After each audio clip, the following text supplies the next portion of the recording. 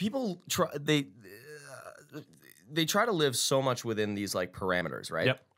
And as soon as they deviate outside of the parameters, it scares them because they have these mechanisms within their brain that say, oh, I can't go outside the lines. I can't go outside this box, except happiness lives outside that box, right? There's a great quote. It's like the treasure you seek is within the cave you fear, right? I love that quote. That's a great fucking quote.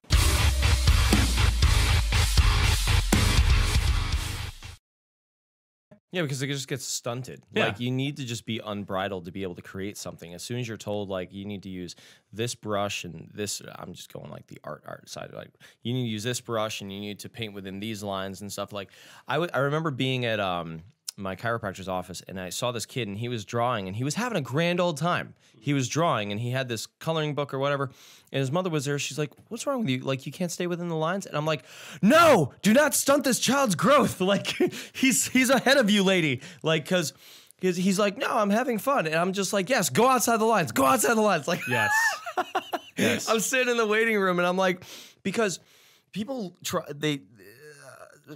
they try to live so much within these like parameters, right? Yep. And as soon as they deviate outside of the parameters, it scares them because they have these mechanisms within their brain that say, oh, I can't go outside the lines. I can't go outside this box, except happiness lives outside that box, right? There's a great quote. It's like the treasure you seek is within the cave you fear, right? I love that quote. That's a great fucking quote. I love that quote. And it basically is saying that in the cave you fear, in the darkness, right, that you don't know, you fear the unknown, you have to delve into that cave to go get what it is that you're looking for. It's the same thing of saying behind every fear is the person that you want to be. You have to push through that fear. Anytime you feel fear, if you were to transmute that into like the gym, right? So you're pressing a weight. And every time you go to press that weight, that resistance, that is your fear. And if you can't push through that resistance, the person you want to be, or the person at the end of that rep who grows their muscle, right? You have to push through that fear, and you have to get to the treasure, the rep that you just completed, right? Yep. And I think so much people will just stick, and they feel that fear, they feel that resistance, and they just go, oh no, I can't go that way. That's not safe. It's not safe over there. But you'll never grow. Everything that you desire it lives outside your comfort zone. Everything. And when you were initially talking about the cave and the treasure, I'm thinking of like The Hobbit.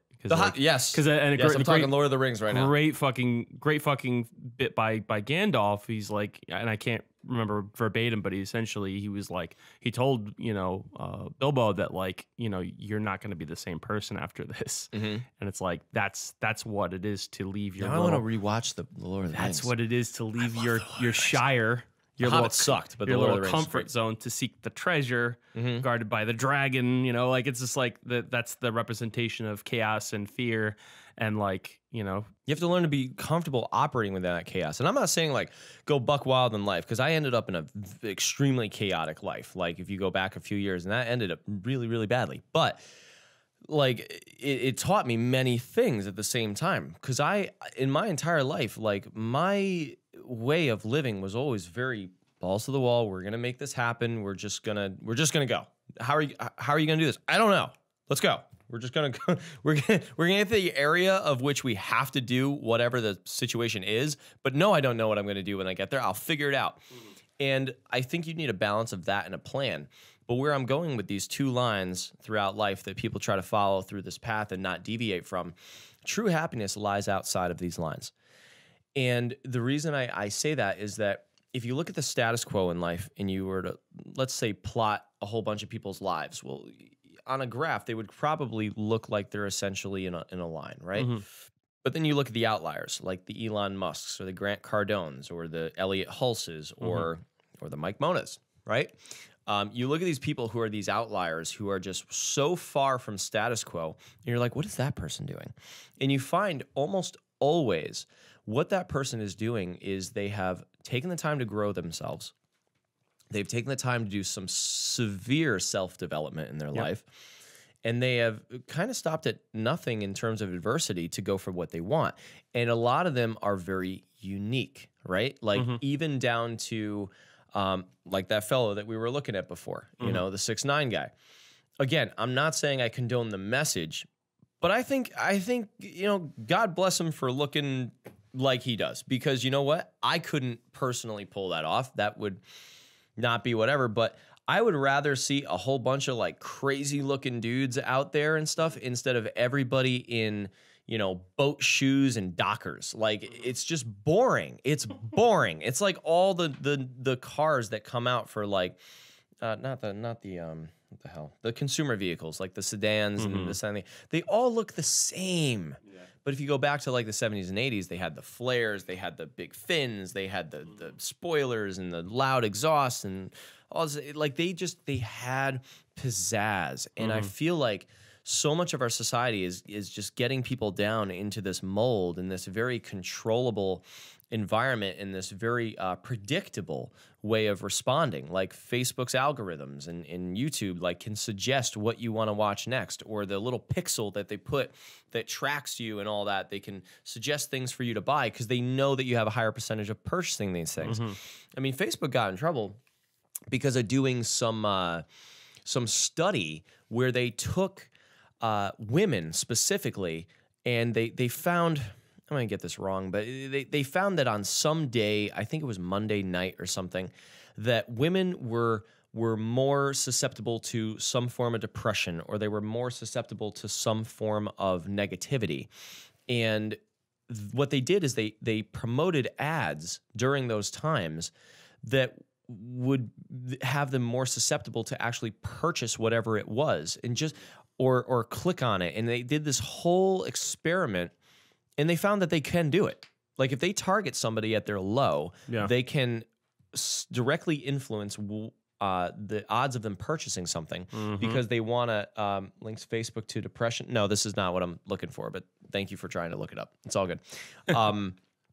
But yeah, sure, links Facebook to depression. We can go down that route next. But they were able to market and make a ton of money marketing to these women who were essentially depressed. And it's like, but they're only that predictable because we're not really individuals, right? You know, it's becoming more of a collective, but then people like, you know, yourself and me and people who are actually like doing things with their lives, it's interesting because we open ourselves up to a slew of judgment by the people who are not going for what they want. And it's almost like when you step outside of those lines, right, and you deviate a little bit, your brethren or your people will grab that and be like, hey, what are you doing outside the lines here? You need to do this. Like them saying you need to go to college. You need to get your, whatever the job was that you had to get, or the sport thing. I mean, that woman telling her son, like, you can't color outside the lines. No, that's not true. You can color outside the lines. Watch me now, bitch. Hey, yeah. That's always been me. Like, that's always been my spirit, is like, I fucking hate people telling me I can't do something. It makes me want to do that thing more just to spite them. But it's not only does it make you want to do it more, people like yourself and me. I'm really trying to get across the play on words with this. When you tell a child who's highly impressionable and you're their parent who is supposed to know better than them and is supposed to guide them towards good, right? You're supposed to, the child looks to the parent to guide them towards maturing, towards growth in life.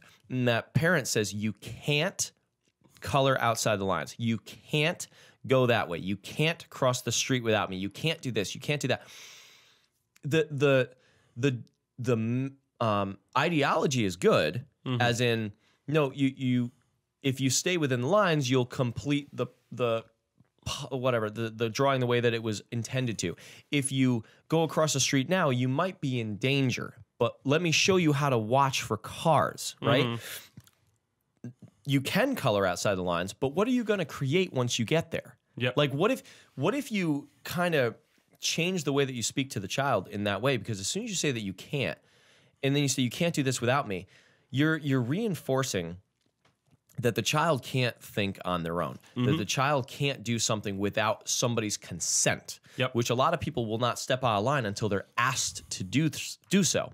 I felt that in peer groups and stuff, like when you're all standing there, they're like, who wants to volunteer for this? And you're like, I really do, but I don't want to raise my hand. I just want to be called upon and then show people how good I am, right? Like it's an idea that that's drilled into you. And it's like, you can draw outside the line. You can go play in traffic. I'm not saying it's a good idea, but you can. And I feel that it'd be much better to teach kids that they can do anything, not within certain parameters. Like it's always, you could do this, but only to this extent. You can go play this, but only for this long. And it's almost like we teach conformity from such a young age. Now, you can go play in traffic, but the odds are you're going to get hurt. You know, let me show you why, right? And I just feel like it dulls people down from a young age. You're starting them right off the bat, telling them that they have to conform in some way, shape, or form, instead of telling them that they can grow in all these other ways. And I think that that's a lot. Like, I always go back to like the study of psychology and the study of sociology. And I took these courses in college when I actually did go, and I found them so fascinating. How the herd mentality, with the advent of the internet and Facebook and Instagram and all these different YouTube and all, the herd mentality now extends far beyond your physical surroundings. Oh, yeah. And it's like when you know, back in the day when there was a fight or something, right? You know, two kids would fight and, you know, one would get beat up and that's it. And then they would pick him up off the ground and be like, all right, we cool now? Like, we're good. Now they're like stomping on the kid's head. The kid is fucking going to the hospital. It's a whole gang jumping, basically. And this is like across America of what's going on. It's herd mentality. Same thing with when you see riots going on and people just come along from the outside and they just join in. And people who would never act that way start flipping cars as well and, you know, lighting stuff on fire and all this stuff. And I remember watching an interview with a girl who was literally talking about, she's like, I have no idea who I became. Like when I was there, like she's on footage, like leading people to like go smash stuff in this riot that had taken place.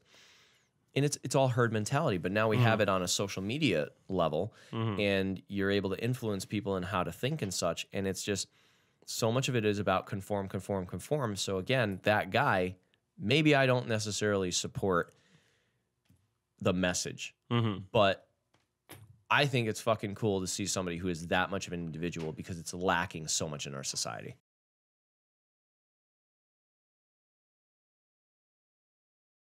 Don't put me on your level. I am not like you. I'm not gonna cut a body bag. Got a right tag.